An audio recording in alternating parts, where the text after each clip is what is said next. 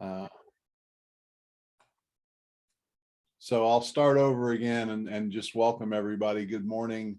I want to thank the Portsmouth Chamber of Commerce, the Ashland Alliance, the Grayson, Kentucky, and the Maysville, Kentucky Chamber of Commerce for sponsoring this event. And I'm glad to be with you all this morning. Again, as I mentioned a minute ago, this title, How to Be a Kind and Effective Manager, is really a question. And the question, is it possible to be both? And I'm going to give you quite an answer to that. I truly believe this with my heart, that to be the most effective manager, you need to be a kind manager. I think some people are afraid to be too kind. They think when they get kind, they lose their effectiveness. So that's the dynamic we're going to be looking at this morning. So let's just put on your seatbelt and get ready to go. This is me. I've been married for 37 years. I'm just so blessed to have a wonderful wife and 3 sons.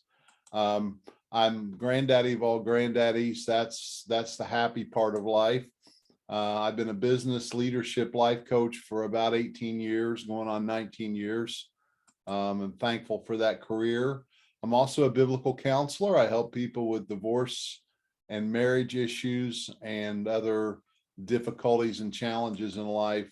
And I have a passion to help people. So that's who I am. I've had a very successful coaching business here in the tri-state for, again, almost 19 years. And I just want to put my thanks out to these chambers of commerce, as well as other people that have partnered with me through the years to help. So we always start off here with the rules of the game. I've got 3 today. The first one is participation of 100%. So I always try to answer the question for you: how could you participate 100% with this material?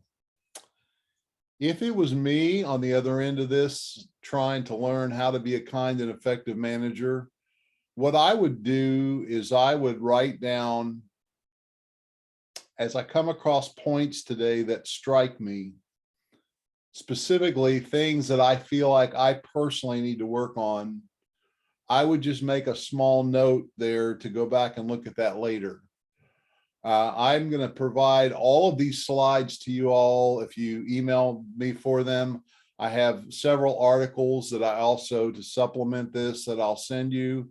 So I really encourage you really not to take copious notes unless you just enjoy that, but to really get present and engage with the words that I'm speaking and what I'm saying, and really listen for those little triggers that go off that say, I probably need to work on that, or I probably need to get better at that, or I need to think about that more. That's how you can participate 100%. The rules, the purpose of the rules of the game here are so you can get the most out of this. So that's rule number 1. Rule number 2 is, I would imagine that many people on this call have had a lot of management and leadership training, have read a lot of books, a lot of articles. Many of you may have a lot of experience already doing this, maybe even more experience than I've had. And there's a problem with all of that knowledge, is if you kind of come in with the mindset that I already know this, you won't learn near as much. If you really come in with, I know all of this, or I pretty much have this together, then you'll learn almost nothing. If you come in with a curious approach, like, I know a few things about this, but I really would love to open mind up to a different way of looking at it, or some other possibilities, that's how you can get the most out of this. So if you'll participate 100%, when you come across something that strikes you, just make a little note on a piece of paper to review it later. If you get rid of the I know and just find this interesting and be curious today. And finally, not to get too serious about this, just laugh and have some fun today, and laugh at yourself. And life is interesting, business is interesting, organizational dynamic is interesting. Let's just have some fun today and enjoy this. I think when you're enjoying things, you tend to learn a whole lot more. This first distinction is key. the distinction between leader and manager. Now, I'm going to assume today, based on the title, that I'm talking to managers. The manager role is just that. It's a specific role. You have a group of people that you are called to manage that department, manage those activities. You have the responsibility, overall responsibility, to get done what that department needs to get done. And in order to do that, you have to manage the schedules, you have to manage the personnel, you have to manage the activities, you have to manage the communication, you have to manage yourself, and it's quite a task. If you, within that management responsibility, you have people responsibilities. And I'm going to suggest to you today that it's difficult to manage people. In fact, people don't like to be managed. They don't like to feel like somebody's trying to control them. You do need to control schedules. You do need to control activities. But when you try to control people, there can be a lot of funky resentment and not so good communication and drama that starts to arise.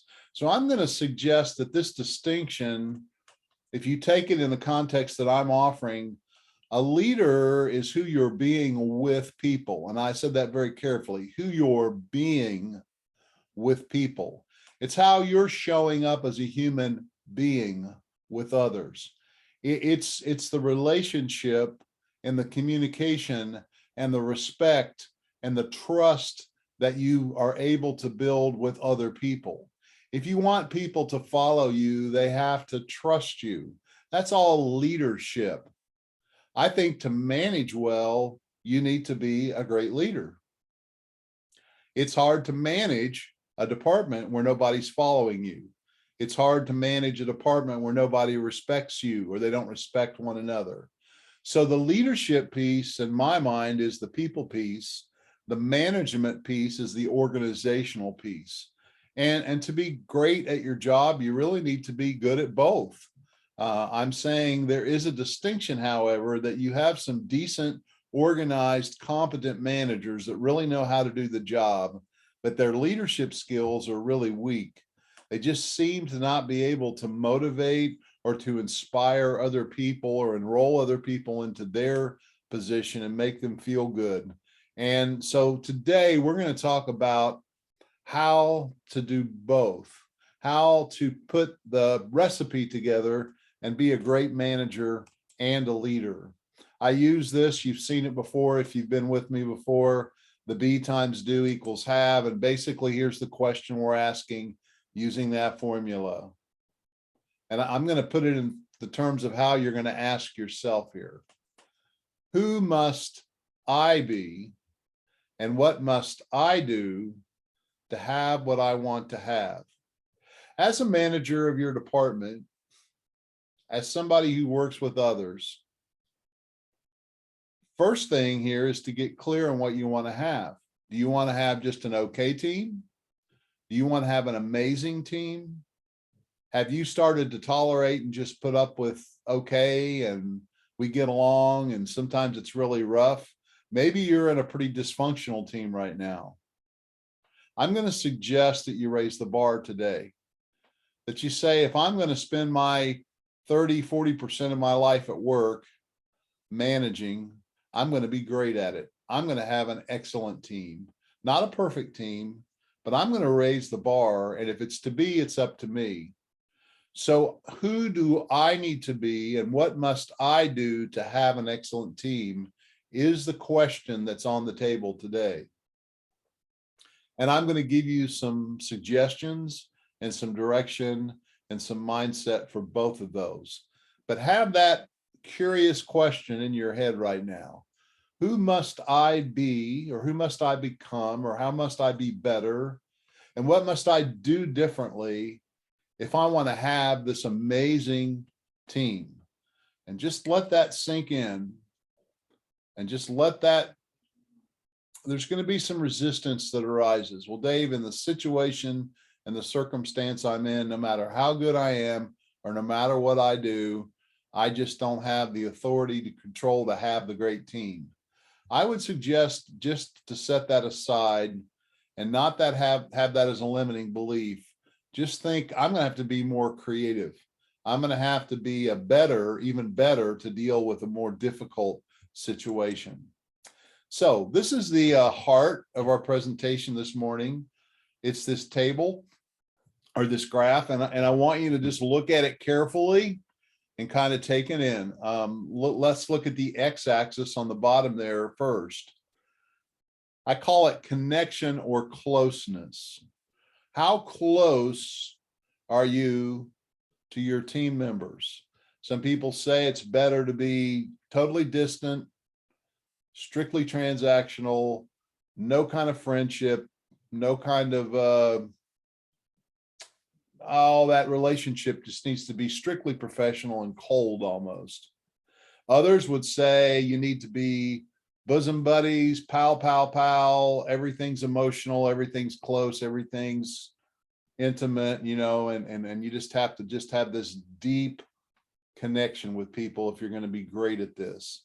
So that would be on the right side of the graph, a high connection, and the other would be on the low side. Let's look at the other axis, authority. Some would say to be the best manager and leader, you have to be high authority, high control, high involvement, and you call the shots. That would be at the top part of the graph. And at the low part of the graph, it's like where you have total hands off. I'm not involved at all. I don't call any shots. I leave all the authority in the team, and I don't really carry any authority. I'm just there to facilitate and oversee things. And we'll see now, based on that dynamic on this graph, 5 models of leadership and management. What I'd like you to do to get the most out of this is kind of identify where you gravitate towards. Now, I think we all do at some level, all 5, and I'm not making one right and one wrong. I think there is a most effective spot on here, but just try to identify. We all tend to drift one direction or another. So I'm going to start off with the high authority manager, the low connection. I'm kind of distant with my team, but I'm a high commander, and I'm going to call this the domineering dictator. Now, I take this to extremes to make the point. Let me talk to you about the dominating dictator and commander. Here's the way they work. They have a goal. Their goal is to have people submit unquestioningly to their orders. I do, I say, you do. You just do what you're told. The behavior of this, if you're extremely high authority, extremely low connection, is to bark orders and even put out some threat. In other words, fear is a technique that's acceptable. Employees under this kind of leadership feel blamed at times, attacked, resentful, and defensive, and scared. And the communication tends to be a bit intimidating. Problems in a team like this are usually suppressed. In other words, the commander, domineering dictator just wants you to take care of it. She doesn't want to hear about it. She just wants it taken care of. And if it's not, they get angry and they yell and try to get everybody to get it done. And it's not very pretty and it's not very enjoyable. And the typical outcome in a team like this is the performance is pretty low. The morale is certainly low, and the turnover is high. It's hard to keep people working nowadays under a domineering dictator. With that said, I personally believe there are times in an organization or in a department when you need to dictate, when you need to command. If we're getting to do something that's going to be very, very damaging, or we're in an emergency situation, there are times when it's appropriate to be almost a domineering dictator.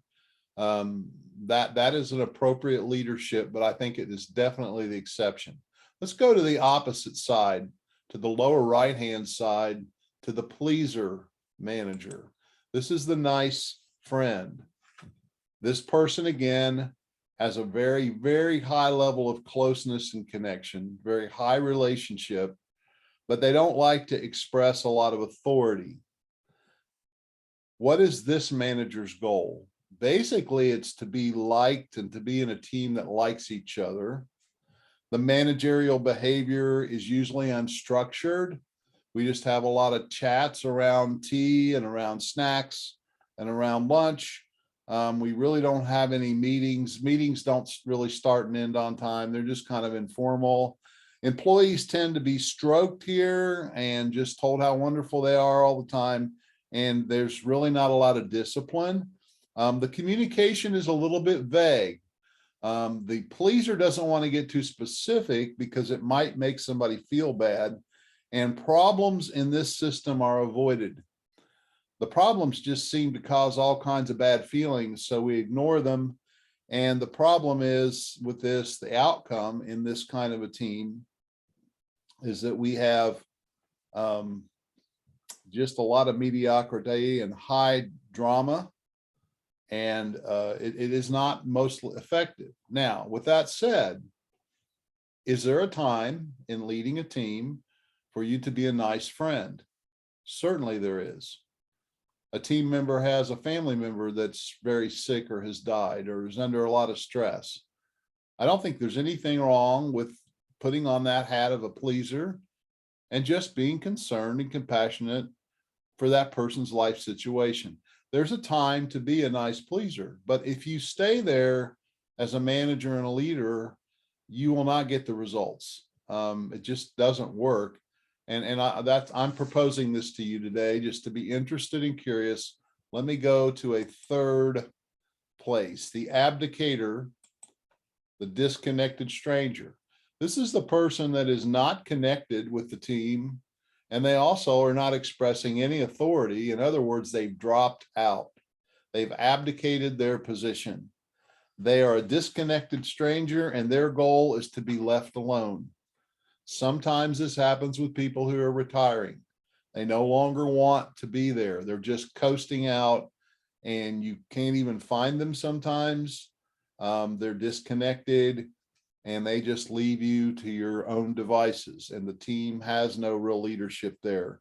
The managerial behavior is avoiding employee interaction. Employees are ignored and isolated. The communication is very distant and sometimes not even present at all. It's absent. Problems are ignored in this model, and the typical outcome is a lot of chaos and confusion because there is no leader. The only time I would say that it's good to be an abdicator is when you're on vacation. Hopefully you have a time where you can truly disconnect from your team and from your work and be absent from it. That's the only time that I think it's appropriate to be there. I think when you're at work, you should be there and you should be connected. So let's go to this upper right-hand corner, the micromanager. I have a feeling, I call it the controlling expert. I have a feeling this one, more of you will be able to relate to. The managerial goal here is for employees to conform and meet expectations. In other words, compliance would be the goal. How does the manager act in this situation? How do they lead? Well, they believe it's their job to give a lot of instructions and explanation. They think that's the way to get things done.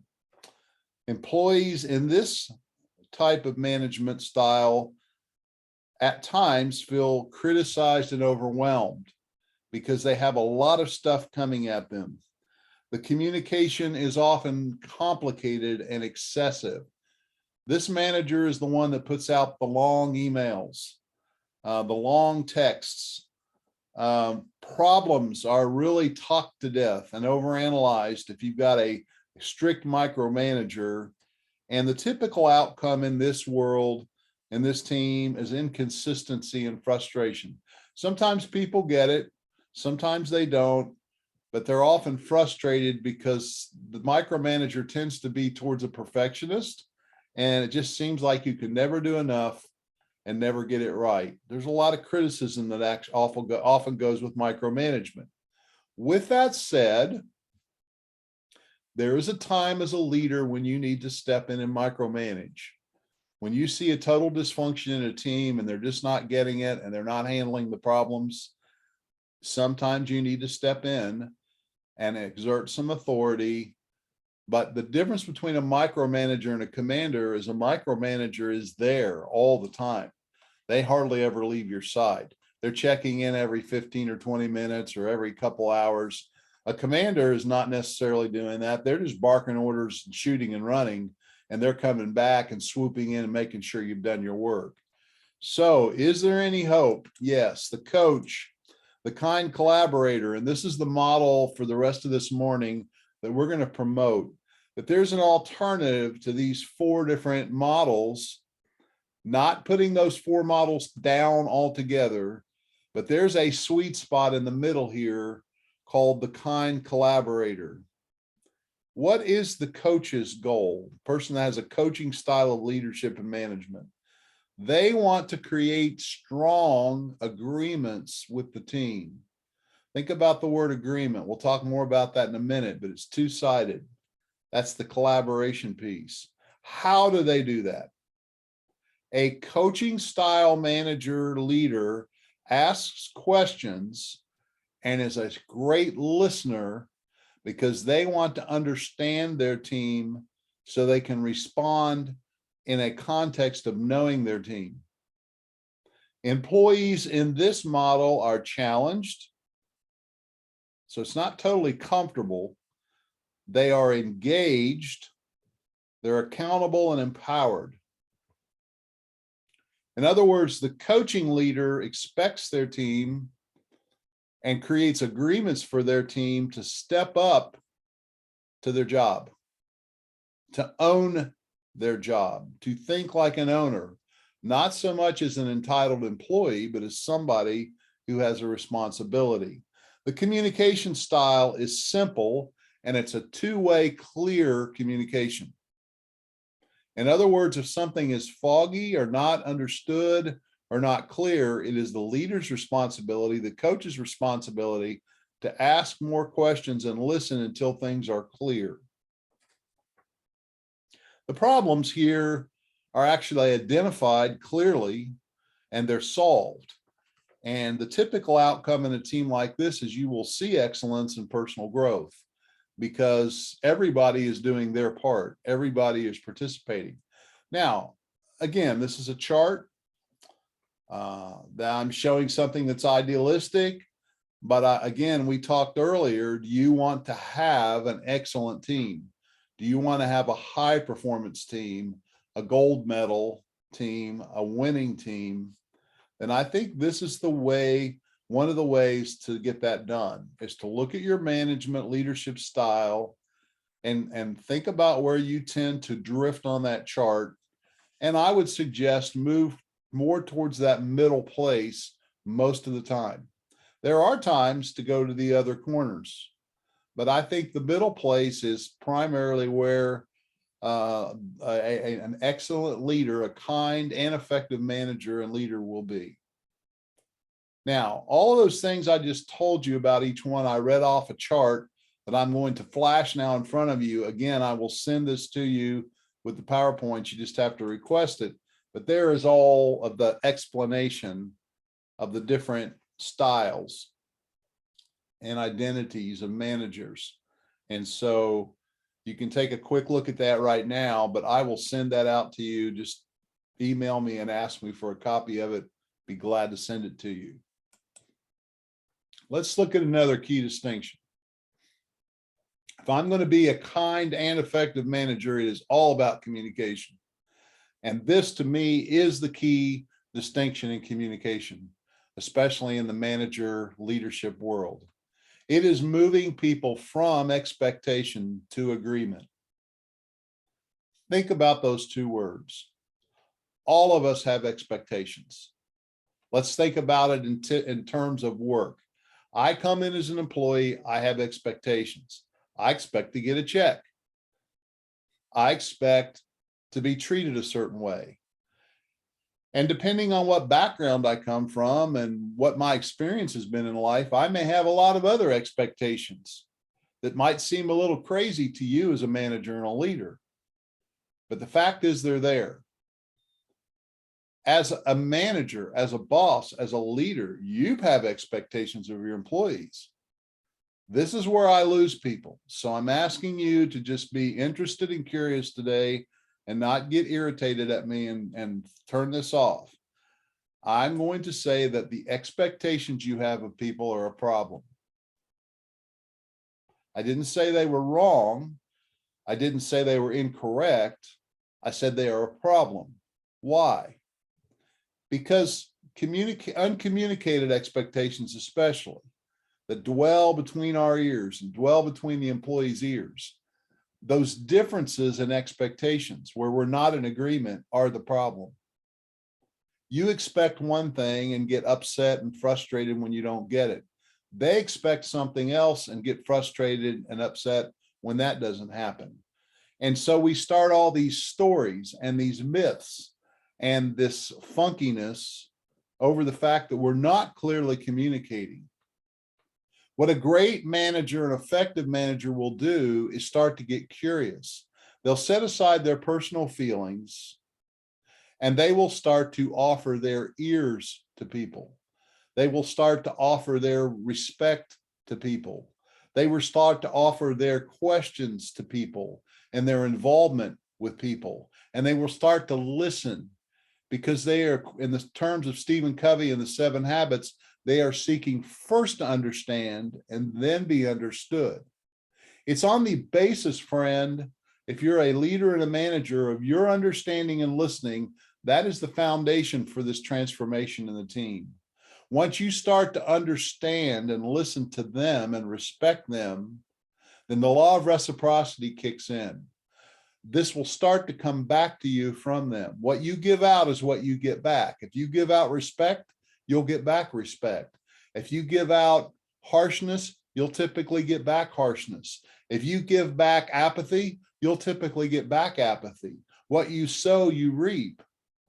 And in this world of moving from expectation to agreement, you need to give out respect and listening and kindness and curiosity. The model here is one of communication based on this premise. True communication is the response you get. Do you want to know what you're giving out and communicating? I wonder, Dave, how effective is my communication as a leader? All we have to do is look at the response and the results. That tells me the effectiveness of your communication. If you're getting 100% plus results back, you're communicating 100%. If you're getting back 50% results, your communication is at about 50%. That's a pretty hard statement. Just take it under advisement. Just consider that my team is a mirror. My team reflects my communication and my leadership. And if I want to know how effective my communication is, it's not how well I write. It's not how well I talk. It's not how well I put things together. It's not even how well I organize things. It's ultimately the response that I get. And I'm not going to know what the response is until I start listening. Start listening and pay attention to the results you're getting. Be accountable for results in your team, and that will give you a sense of the effectiveness and the truth of your communication. Here's the model to get that result up. If you look at this ladder, at the very top, we have results. I'm the kind of coach that coaches organizations to say it's all about results. It is about how you get there as well. But at the end of the day, if we don't get to the top of the ladder and get to the results, coaching is about winning the game. It's about climbing this communication ladder. At the bottom of this ladder, you have myths and stories. This is everybody's own ideas, their own funk, their own gossip, their own stories about what's going on, the way it should be. Should is a word that's down there in that swamp. Bullshit is down there in that swamp. And right next to it is all the expectations that people carry. If I'm going to be a kind and effective leader, I need to find a way to get down there at the bottom of the ladder and meet my people and bring them up the ladder. So I need to get down into those myths and stories and those expectations and build a rapport and build some listening and some respect. And through that, I can start to understand that fourth rung. I can start to understand where they are. I think sometimes managers and leaders are afraid to express that kind of empathy and understanding because they think they're giving permission to people to stay there. Absolutely not. We're not just, if we stop in the middle of the ladder, we haven't reached the top. Understanding is not the goal. Understanding and just feeling good about people and knowing people is not the goal. The goal is to build agreement, commitment, and accountability on that understanding. But you'll have no understanding without some connection and rapport, and you'll certainly have no true agreement without understanding. And people who try to have commitment based on expectation, it falls apart. That's why people don't follow through. That's why they're not doing their job. Because as a leader, you've tried to hold them accountable to your expectations instead of creating an agreement through understanding. Powerful tool there. Powerful way to analyze. If you're having trouble with an employee right now, you're having trouble getting somebody up the ladder, where is your level of communication with them right now on that ladder? Where's the overall level of communication with your team on that ladder is a great question. Again, if true communication is the result you're getting, well then, if I'm not getting full results, I'm somewhere lower on the ladder in my communication. Again, be glad to send the PowerPoint slides to you, and you can look at that and think about it, and glad to have a conversation with you to talk more about that. That rapport building that was down there that brings us out of that swamp of expectation and myth and stories is we have to build a trust with people. And if you look at that little scale, in my relationship with another person, and we're talking here today about leaders and managers and their employees, every time I meet or every time I have an interaction or an encounter with my employee, I'm either depositing into their account or I'm withdrawing from their account. And what I want to have is a healthy account with each person and a healthy account with my team, so that when there's a withdrawal that is needed, there's enough trust there to support it. I hope that makes sense. In other words, if you trust me as your manager, your leader, when I need to call on you and maybe become a dictator, or maybe I'm just doing something you don't quite understand, you give me the benefit of the doubt because there is a trust. I have deposited relationally into an account where I've spent some time with you. I've had some conversation with you, or I've listened to you and respected you. And you know that I've got your back. And I know that you know that I care about your outcome and your future. And therefore I've deposited.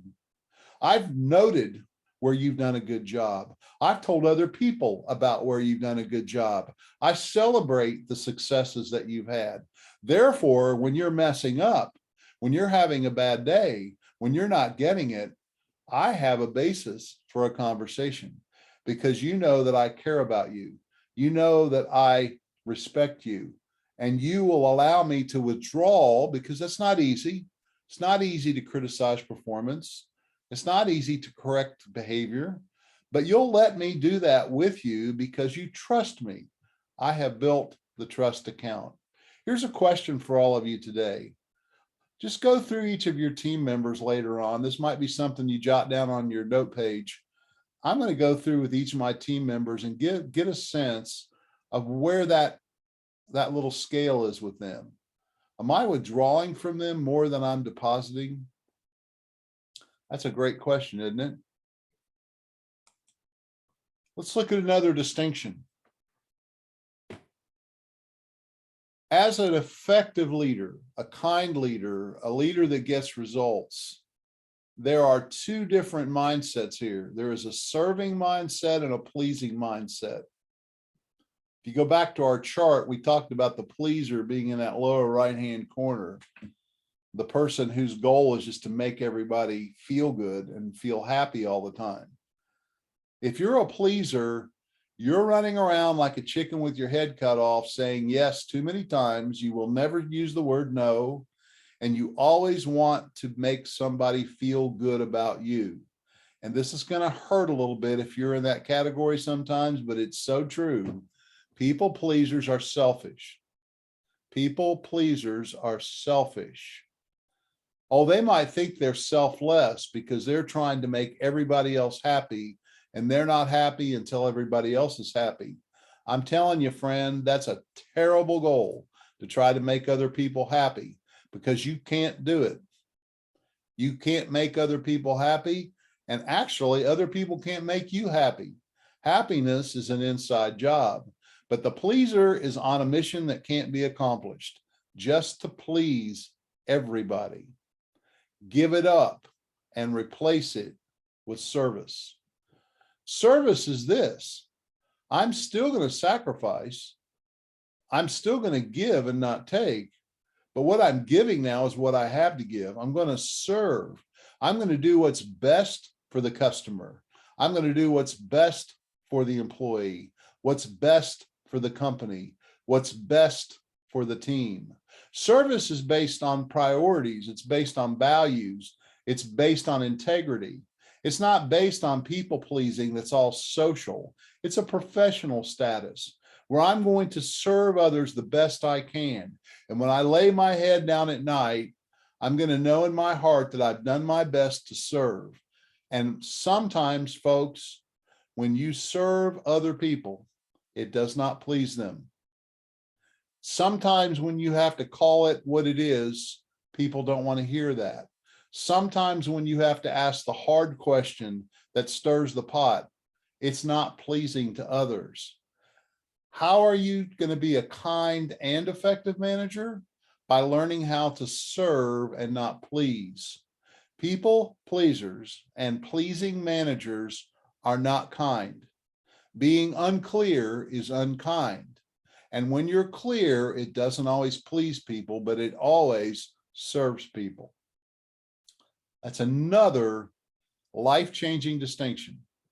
Just want you to soak in it a little bit and think of those two words.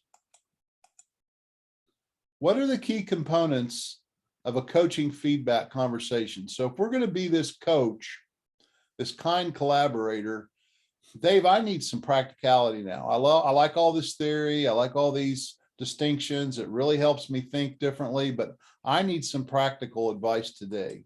Well, I'm going to give you some now. First of all, when you sit down to have a coaching conversation with an employee, let's say we have an issue that needs to be discussed and resolved. The coach supervisor presents the roles, the goals, and the agenda for the conversation. In other words, as the leader, you're going to line out what that conversation is going to be in advance. That's the first agenda item, is what are we going to try to achieve today? What are we doing? You're going to explain to the person how the information that's talked about is going to be shared, how it's going to be recorded, how it's going to be reported to other people, and how much confidentiality is involved. And you're going to get a complete understanding from the employee that they understand all those rules of the game, what we're here about, and if they're ready to go ahead. And I think you do that. You get permission to proceed. Do you need permission? No. But why wouldn't you ask for it? I want people to be accountable when they say, I give you permission to move forward. Here's what you do next. If you're doing a coaching style conversation, you're going to go into discovery. As the coach leader, I ask open-ended questions. So I've noticed that the performance of your team has been down for the last couple of weeks. I'm curious to hear your observations on that and what you feel like's going on. So you listen deeply, and as they respond, you clarify those responses so that you and them get on the same page. Now, what same page at this point is their page. I want to see the situation from their perspective. That's the goal at this stage. The coach shares what he or she notices, asks the employee to share what they see. The coach listens and repeats the process until both parties have a clear understanding of the situation and begin to have some steps. Because here's what's happens, folks, is we get really clear about the problem and what's really going on. As long as they're owning it, I don't even have to, I can just be a facilitator. But once we start to get clear on the situation, the answers and the solutions kind of start to percolate to the top and become obvious. Not always, but great open thought-provoking questions followed by listening and silence is the key to discovery and accountability. Even by you asking questions instead of being that domineering dictator, you're holding them at a higher level of accountability. If you're just barking orders and giving instructions like a micromanager, they can turn you off like a bad radio show. But in the coaching style, you're asking questions and you're quiet. In other words, there's a kind of a forced participation in the sense that there's a silent space that needs to be filled. And the coaching goal is to understand and have them share. It's important for both parties to be fully engaged and present for this to be successful.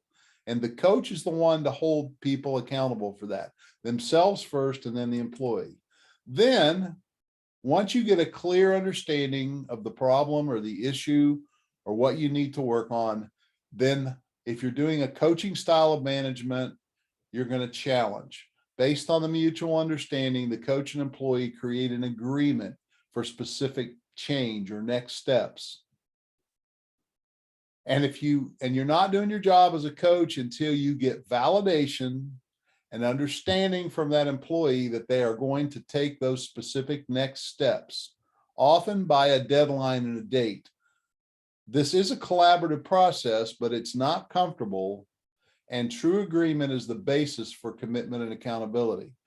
I find that there are some people good at the discovery phase. They are good at having conversations and asking questions and listening. They do pretty good, but they don't seem to bring it. They have enough of that people pleaser in them. They don't create the discomfort of the challenge. So to be a kind and effective manager, you need to certainly be kind and respectful and listening and understanding, but you also need to bring it to a challenge, because if you're not creating change, then you're really not doing your job. And change is always outside the comfort zone. It's something new, something different.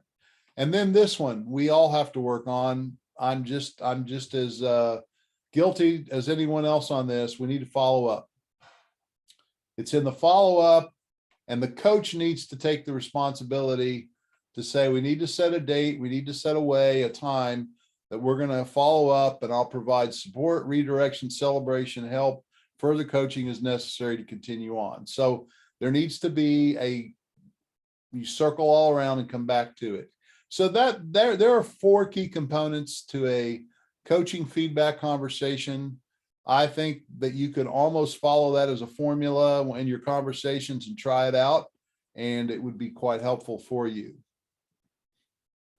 Another key distinction, if you haven't had enough, I've got another one for you today. The distinction of the person versus the performance. This one is so key to that kindness piece. I'm going to lay out some premises to you for consideration. Dave Beam will always respect you unconditionally, because that's my core value. My core value is, if you are a human being, a person, I will always respect you. I will always be kind to you. Now, I don't always fulfill that commitment 100%, but that is my commitment. That is my standard. That's my core value. Kindness and respect for people. Dave Beam, as your coach, will not always validate and respect your performance,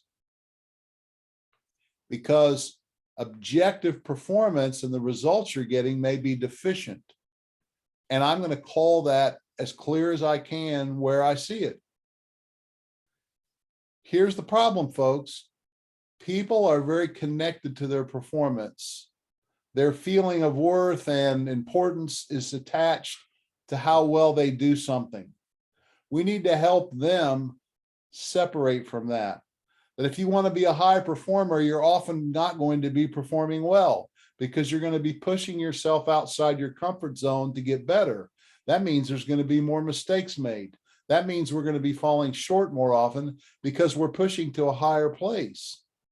And if I want an excellent team, I need to be kind and always fully support every member with kindness and respect and understanding, but not support performance that is subpar. And we need to have that agreement in our team that we're all going to be accountable to the standard and let the system be the heavy. And we're not going to be the heavy with each other. We're not going to be that commander, that dictator. We're not going to be the authority. We're going to let the agreement be the authority and hold each other accountable to our agreements. That's the model. And that model requires us to distinguish the person from the performance. A person cannot be the best person and perform well at times. And we need to address some person issues. But usually what I'm saying is the person is fine. I'm going to see them as fine. I'm going to treat them with respect and kindness and appreciate them.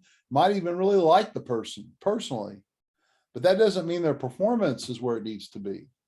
And that is where this is a skill set. It's a mindset. It's a personal and a professional development that you need to get good at using that distinction. I like this little table here. We're not going to go into detail on it today, but it's the I'm okay, you're okay chart that says I'm committing to a high respect for myself and a high respect for others, and that the other boxes just don't work. They're not very functional. When I'm down on myself as a person and when I'm down on other people, then I'm not okay, you're not okay. It's a dysfunctional box. It's a sad box. It's a low morale box. When I'm okay and you're not okay, and I'm in the know-it-all box where I think I'm superior and I'm proud and I'm that commander often gets there, and the micromanager can be there as well. Like, I've got it together. I'm all together. I'm perfect. You're not. I'm good. You're bad. I've got the answers. You just need to listen. That's the I'm okay, you're not okay box. That's intimidating. You usually get mediocre team members. People that have it more together tend to leave that team. And most people that stay just want to keep a job and they're afraid of losing their job. And then the I'm not okay, you're okay box is the floor mat box where we just say, well, everybody else has got it together. I'm no good. This is the self-pity box. And somebody who doesn't challenge themselves, they just become a victim to themselves and just see themselves in a negative light. They have a low respect for themselves and they think everybody else is better than they are. And that's just a box that needs some coaching and some help for people to see that they may not be perfect, but they're okay, just like everybody else. This is the person versus the performance. Your performance may need to get better. All of our performance needs to get better, but that doesn't mean you're not okay. I'm okay, you're okay. It's an interesting chart for you to consider. Finally here, as we wrap up today, some practical advice to improve your leadership mindset. Number one, you can't change other people. Well, Dave, now I'm really confused. I thought that's all we've been talking about is how to change other people. Nope. You can't change other people.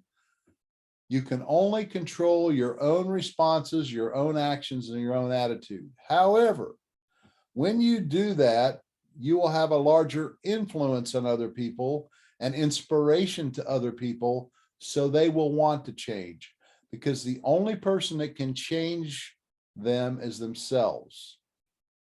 Give up the goal of trying to change them. Embrace the goal of being an inspiration, of being a fountain and not a drain, of being somebody that smiles when you walk into the room, of being somebody that people look forward to being with because they know they're going to be better as a result. Second point is other people can't change you either. Stop being the victim by blaming other people for your low energy, morale, and attitude. Nobody else can make you mad. Nobody else can make you sad. Nobody else can upset you. It's what you think about them that causes those emotions. You can't always change what they're doing, but you can change how you process what they're doing. That's a whole other seminar and a whole other point that we talk about all the time in my coaching. But the fact is, when you start to say how you're being is based on how you're being treated, you're being a victim and you're giving yourself over to other people. Why would you let other people out of control run your life? That just doesn't make sense, does it? Third, people are not the enemy. We need to attack problems, but never the person. We need to sometimes attack the performance, but not the person. And how does this show up practically? We need to rid our organizations of gossip and complaining. That's a strong statement. The gossip, the snippy little remarks that are always putting other people down behind their backs, the complaints about other people and how they're acting. As a leader manager, you don't have the luxury of being like that, and you don't want to develop a character like that. You need to quit attacking your people. And that happens when you don't honor the absent. When that person is not with you and you're talking negatively about them. I'm not saying there's not a time to deal with people problems and we need to talk plainly about what's going on, but it can never be for any kind of ventilation or, satisfaction in ourselves. We need to get rid of that spirit completely, that complaining, gossipy, negative, whiny spirit. And we need to learn as leaders to own our emotional response. That's what we want our team to do. We have to be the change we want to see there. And it starts by thinking these other people on the team are not the enemy. The enemy is the problems and the issues that we need to solve. Finally, that statement I made earlier, happiness is an inside job. You all need to learn as managers and leaders how to be mentally tough and brutally optimistic. And we've even got a session on that. I think it's already posted. And I think we've got another one. We've got one coming up really soon on mental toughness. And finally, we need to be great, curious observers and not be so quick to accept what's on the surface. Try to discern the root cause for problems. How do you do that? You develop the skill of asking better questions and having less explanation and advice. One book calls it the advice monster. We are so quick to give advice. People really don't want our advice. Have you ever noticed? Explanations kill deals. We need to ask better questions and be more curious and create a collaborative, creative environment with other people. And then finally, as a great manager and leader, do not cave in. When you have dysfunction and you have things that need to be fixed, old-fashioned hard work and perseverance gets the job done. And sometimes you do just have to buck it up and just do it. And those old-fashioned values sometimes get pushed to the side these days, but I'm going to say at some point you just got to be tough and you got to refuse to cave in and you got to keep persevering and pushing forward. It's worth it. So if you have questions, if you have comments, if you have things you'd like to discuss, please contact me. I would love to have a conversation with you. Here are the 3 offers from today's meeting. I will email you a PDF of today's slides. Just email me. I'll put the email address up in a minute and request them. Second offer, I'll also email you several articles that I've picked out for further learning, free upon request. I'll send those to you together if you want both. And third, if you want to have a conversation on how I might be able to further serve you or your team, you just want some personal help on a question or an issue, please email me and I'll send you a Zoom invite and we'll have a conversation. Love to do that. No obligation, no sales pitch, just love to help people. That is how I get business. But it's only when we both see that it's going to be worthwhile and it fits the situation. So there's my email address, davebeam@mentordavebeam.com. I have thoroughly enjoyed being with you all this morning. I've never heard anybody complain about getting out 5 minutes early. So we're going to call it a day, and please contact me and we'll see you at the next Beam Business Service Power Session. Thank you. Goodbye.